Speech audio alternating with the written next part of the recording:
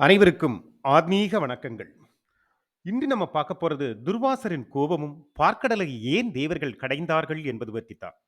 துர்வாசரின் கோபத்திற்கும், பார்க்கடல் கடைவதற்கும் என்ன சம்பந்தம் இருக்கிறது என்பது பற்றி, அது நம் வாழ்வியலுக்கும், வாழ்க்கைக்கும் என்ன பாடத்தை உணர்த்துகிறது, என்ன நெறிமுறைகளை நமக்கு சொல்லித் தருகிறது என்பதை பற்றித்தான் நாம் பார்க்கப் போகிறோம். ஒருமுறை துர்வாசர் முனிவர் இந்திரலோகம் செல்கிறார். அங்கு இந்திரலோகத்திலு இந்திரன் தனது வாகனமான ஐராவதம் என்னும் யானையின் மீது ஏறி பவனி வருகிறார். அப்போது துர்வாசர் மகர்ஷியின் கையில் ஒரு அழகான மாலை ஒன்று இருக்கிறது. அந்த மாலையானது சாதாரணமானதல்ல. அங்குள்ள தேவலோக வித்யாதர பெண் ஒருவள் அன்போடும், பக்தியோடும், பணிவோடும் அவரை துதித்தபடி அவரிடம் உள்ள மரியாதை காரணமாக அவருக்கு அளித்த அந்த மாலை. எனவே அந்த மாலையை மிகவும் சிரத்தையோடும், அதை மிக மதிப்போடும் கருதிய அவர், இதை தகுந்த ஒரு நபருக்குத்தான் பரிசாக கொடுக்க வேண்டும் என்ற எண்ணத்தில் அந்த மாலையுடன் அங்கு நின்றிருக்கும் போதுதான் நமது இந்திரன் பவனி வருவது. இந்திரனை பார்த்ததும் மகிழ்ச்சி அடைந்து அந்த மாலையை இந்திரனுக்கு அகமகிழ மிக வாஞ்சையோடு அதை பரிசாக அளிக்கிறார் நமது துர்வாசர் முனிவர். அதை மிக கண்டுகொள்ளாமல், அதாவது துர்வாசர் மகர்ஷிதான் தன் எதிரே வருகிறார், வந்து தனக்காக காத்து நிற்கிறார் என்பதை கூட கண்டுகொள்ளாமல், அவருக்கு ஒரு வணக்கமோ மரியாதையோ கூட செலுத்தாமல், மட்டுமல்லாமல் அவரை கண்டு இறங்கி அவரிடம் ஒரு அளவலாவாமல், மிக அலட்சியத்தோடு அவர் கொடுத்த மாலையையும் வாங்கி அதை தன் யானையின் மீது போட்டுவிட்டு கடந்து செல்ல முயற்சித்தார்.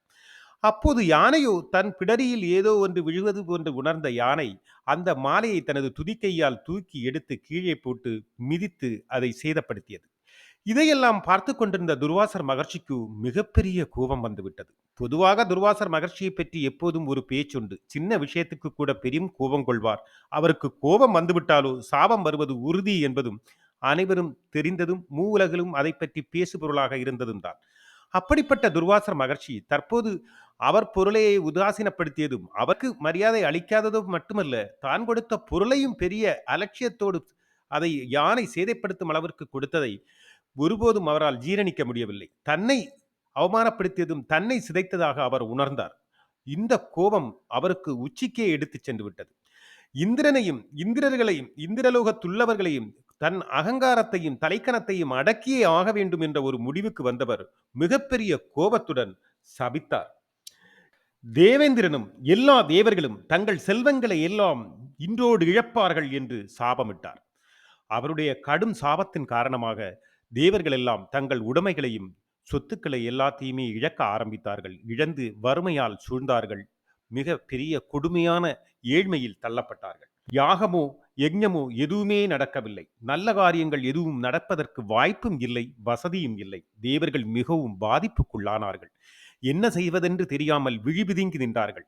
ஒரு வழியாக அனைவரும் சேர்ந்து தேவேந்திரனை கண்டு முறையிட்டார்கள். தேவேந்திரரே, இப்போது இதற்கொரு வழி கண்டுதான் ஆக வேண்டும். எங்களால் இந்த ஏழ்மையையும் வறுமையையும் இயலாமையை எல்லாம் தாங்கிக் கொள்ள முடியவில்லை. நீங்கள் கட்டாயம் இதற்கொரு வழி கண்டு ஆக வேண்டும் என்பது வேண்டினார்கள். தேவேந்திரனு தான் செய்த தவறால் தான் இந்த வினை வந்துவிட்டது, இந்த பிரச்சனை ஆனது என்பதை உணர்ந்த தேவேந்திரனுக்கு குற்ற உணர்வுடன் மட்டுமல்லாமல் என்ன செய்வதென்று வழி தெரியாமல் கையை பிசைந்தபடி நின்றார். அனைவரும் யோசித்து ஒரு முடிவுக்கு வந்தார்கள். நமக்கு சத்தியலோகம் சென்று பிரம்மதேவரிடம் முறையிடுவது என்பது. பிரம்மதேவரிடம் சென்றார்கள். பிரம்மதேவர் இவர்களின் கதைகளை கேட்டுவிட்டு சொன்னார், நான் படைப்பில் சிறந்தவன், படைத்தல் தொழிலை மிக சிறப்பாக செய்யவும் செய்கிறேன். ஆனால் என்னால் சாபங்களிலிருந்து உங்களை மீட்கும் அளவு சக்தி எல்லாம் என்னிடம் கிடையாது. அதற்கு ஒரே ஒரு வழிதான் இருக்கிறது. வைகுண்டம் சென்று ஸ்ரீமத் நாராயணனிடம் முறையிடுவதுதான் ஒரே வழி. எனவே நானும் வேண்டுமென்றால் உங்களுக்கு துணைக்கு வருகிறேன். அவரால் தான் நமக்கு உதவ முடியும் என்று விளக்குகிறார். அதன்படி பிரம்மதேவரும் தேவர்கள் எல்லாரும் சேர்ந்து வைகுண்டத்திற்கு செல்கிறார்கள். வைகுண்டத்தில் ஸ்ரீமத் நாராயணன் மகாலட்சுமியுடன் வீற்றிருக்கும் போது அங்கு பிரம்மதேவரும் இந்திரனும் தேவர்கள் எல்லாமே உட்புகந்து பணிவோடு தொழுது அவரிடம் தங்கள் நிலைமையை விளக்குகிறார்கள். அனைத்தையும் அறிந்த அந்த பரம்பொருள் தேவேந்திரனை பார்த்து புன்னகையோடு கேட்டார், நீ செய்தது சரியா?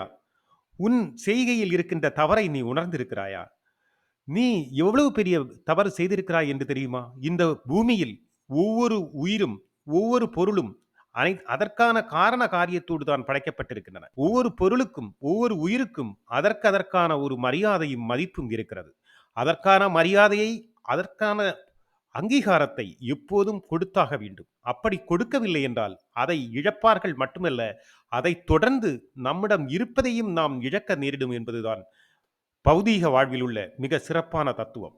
ஆக நீ செய்த ஒரு பெருந்தவறு, மிகப்பெரிய மேதையான துர்வாசர் மகர்ஷி, அவர் பெரிய ஞானி, அவர் பெரிய தவ வலிமை கொண்ட ஒரு மகர்ஷி. அவர் வருவதைக் கண்டபோது அவருக்கான ஒரு மரியாதையாக நீ அவருக்கு ஒரு வணக்கமாவது செலுத்தி இருக்கலாம். அதையும் செய்யவில்லை.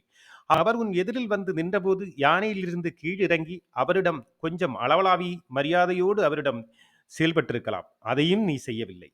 அவர் கொடுத்த பொருளையாவது நீ ஒரு அங்கீகாரத்தோடு வாங்கி அதை கழுத்தில் அணிந்து அவருக்கான மதிப்பையும் மரியாதையும் நீ செலுத்தி இருக்கலாம். அதையும் நீ காட்டவில்லை. எதுவுமே செய்யாமல் அவருக்கான மரியாதையில் கிஞ்சித்தும் கொடுக்காமல் அவரை அவமானப்படுத்தி இருக்கிறார். மறுபடியும் உனக்கு நான் ஞாபகப்படுத்துகிறேன். எந்த காரண காரியமும் இல்லாமல் இந்த பூலோகத்தில் எதுவும் படைக்கப்படவில்லை.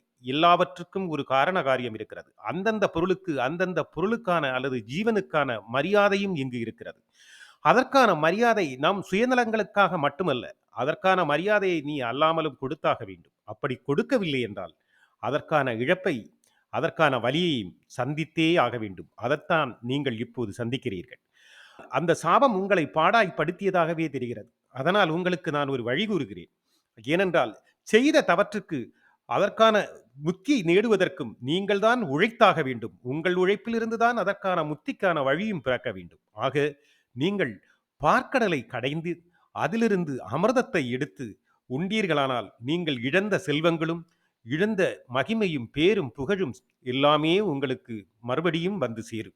மேற்கொண்டும் நீங்கள் அமிர்தத்தை உண்டீர்களானால் உங்களுக்கு மரணம் என்பதே இல்லாத சக்தியை பெற்று அமரராகி வாழ்வீர்கள். ஆக முதலில் நீங்கள் செய்ய வேண்டியது பார்க்கடலை கடைந்து அமிர்தத்தை உண்பதுதான். ஆக அதற்கான ஆயத்தங்களை செய்யுங்கள் என்றார். இதை கேட்டு புன்னகை ஆரவாரங்களும் இனி நமக்கு ஒரு வழி பிறந்தது என்ற மகிழ்ச்சியோடு நின்ற தேவர்களை பார்த்து மறுபடியும் திருமால் சொன்னார். இந்த பார்க்கடலை கடைவது என்பது நீங்கள் நினைப்பது போல அவ்வளவு எளிதான விஷயம் அல்ல. அதை கடைய வேண்டுமென்றால் உங்களால் தனிமையாலும் முடியாது. ஆக நீங்கள் எப்போதுமே போரிட்டுக் கொண்டிருக்கிறீர்களே அசுரர்கள், அவர்களின் துணையோடும் கூட சேர்ந்துதான் நீங்கள் இந்த பார்க்கடலை கடைய முடியும்.